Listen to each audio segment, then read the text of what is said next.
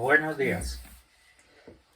La palabra de hoy se llama entregados a Madián por 7 años. Recordemos que era la tierra que fluye leche y miel, era la tierra de la abundancia. Dios había preparado esa bendición para su pueblo, pero ahora era Madián quien la estaba tomando y disfrutando. Entonces no basta con estar en la tierra prometida, debemos caminar con aquel que la prometió y la entregó. De este modo empobrecía a Israel en gran manera por causa de Madián.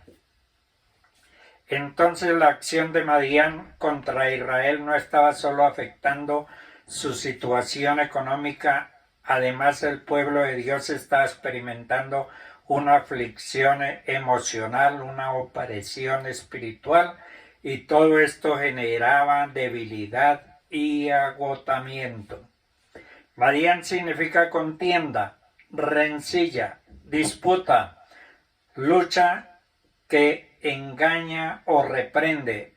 Esto no solo nos habla de la naturaleza de Madián, sino de aquellas actitudes y comportamientos que en nuestra vida se asemejan a los madianitas.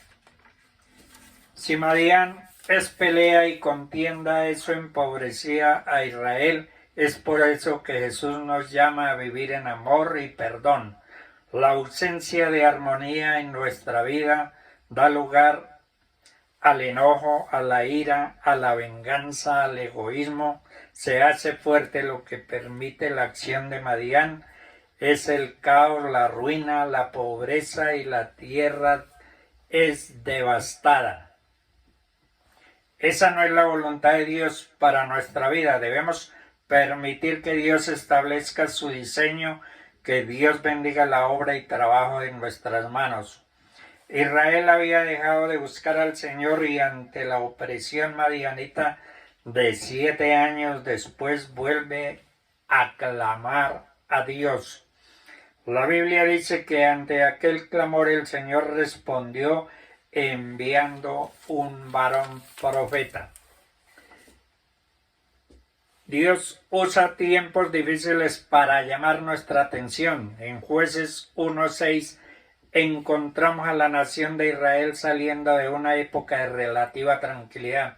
Israel se olvidó de Dios, se volvieron autosuficientes, no necesitaban de Dios, así que el Señor sacudió las cosas al despertar a un enemigo contra ellos para mostrarles lo difícil que puede ser la vida sin él.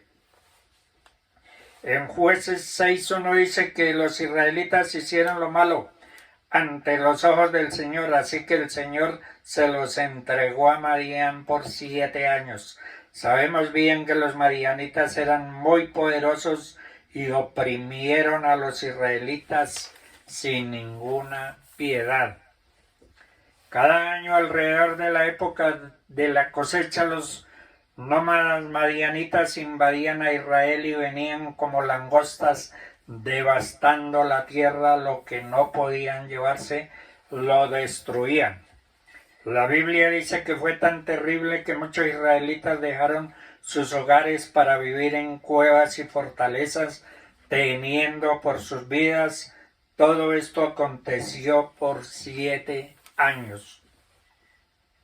Finalmente los israelitas clamaron al Señor por ayuda. Se demoraron en pedir ayuda a Dios.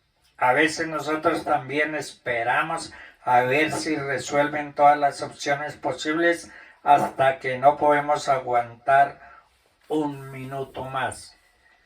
Israel se empobreció a causa de Madián y los israelitas clamaron al Señor.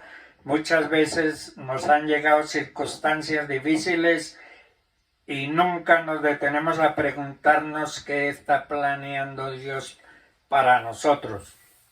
En cambio, resistimos pensando que podemos manejarlo por nuestra propia cuenta. Debemos aprender de Gedeón que cada experiencia en la vida es una prueba y cada prueba en la vida del pueblo de Dios está diseñada para estar más cerca de Dios cuando lleguen tiempos difíciles. No los miremos como si Dios nos estuviera castigando. Tratemos de verlos como un regalo de la gracia de Dios. En Proverbios 3, 11, 12 dice: Hijo mío, no desprecies la instrucción del Señor, ni aborrezcas su disciplina, porque el Señor disciplina al que ama, como un padre en el hijo que se deleita. Él nos ama demasiado para dejarnos seguir viviendo como somos. Él tiene designios para nuestros problemas y siempre son para nuestro bien. En este tiempo difícil Dios tuvo la atención de todo el pueblo de Israel, quienes clamaron a Dios, pero también fue el momento para que Dios hiciera el llamado a Gedeón. Dios miró más allá de lo que miraba Gedeón. Es maravilloso que Dios, aunque nosotros regresamos lentamente a Él nunca tarda en respondernos cuando clamamos a Dios. Él se mueve con misericordia y amor hacia nosotros, nos dice la verdad y comienza a trabajar entre los bastidores para ayudarnos. Pero Israel primero enviaba un profeta anónimo para llamarlos de vuelta a la entrega total y la devoción total. Dios ve más que nosotros, pero su plan también incluía a un hombre de lo más improbable llamado Gedeón. Gedeón está trillando un poco de trigo en un lugar para guardarse de los madianitas. Gedeón se esconde en un lugar subterráneo con la esperanza de desviar la atención de los madianitas. Es un espectáculo lamentable, lleno de frustración, desánimo y miedo. Entonces el ángel del Señor se le apareció y le dijo: El Señor está contigo, varón esforzado y valiente. En el llamado de Gedeón, Dios lo motivó con su presencia. Después de ser llamado un varón esforzado y valiente, Gedeón le pregunta a Dios: por favor, Señor, si el Señor está con nosotros, ¿por qué ha sucedido todo esto? ¿Y dónde están todas sus maravillas que nuestros padres nos contaron? Miró a Gedeón a la cara y dijo: Ve con las fuerzas que tiene y libera a Israel del poder de Madián. ¿No te envío yo? Yo estaré contigo, le dijo el Señor. Derribarás a Madián como si fuera un solo hombre. Dios le da una confirmación adicional de que de hacerlo, de hecho, estaba tratando con Dios mismo. Gedeón necesitaba un encuentro personal con Dios. Dios lo encontró justo en donde estaba dándole una sensación de paz y propósito por su presencia prometida.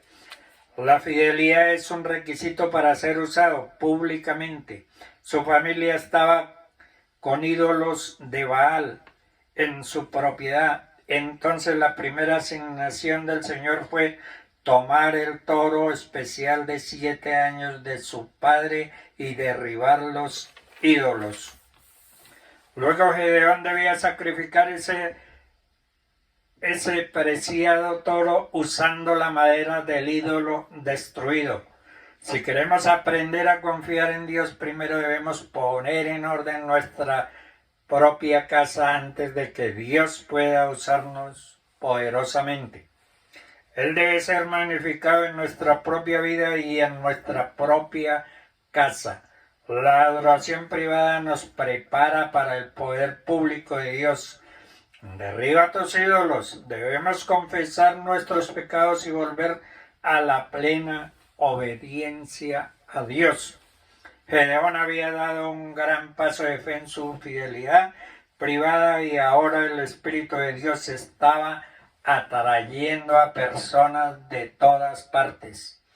Aparecen 32,000 hombres listos para luchar. Gedeón dice al Señor: si librares a Israel por mi mano, como dijiste, pondré aquí un vellón de lana en la era. Si solo hay rocío sobre el vellón y toda la tierra está seca, sabré que librarás a Israel con mi fuerza, como dijiste. Gedeón quiere una señal de confirmación y la Biblia dice que a la mañana siguiente Dios se la dio. El vellón estaba mojado y la tierra estaba seca. Dios en su gracia confirmó su poder a Gedeón. Gedeón entendió que la victoria depende del poder de Dios y no del hombre.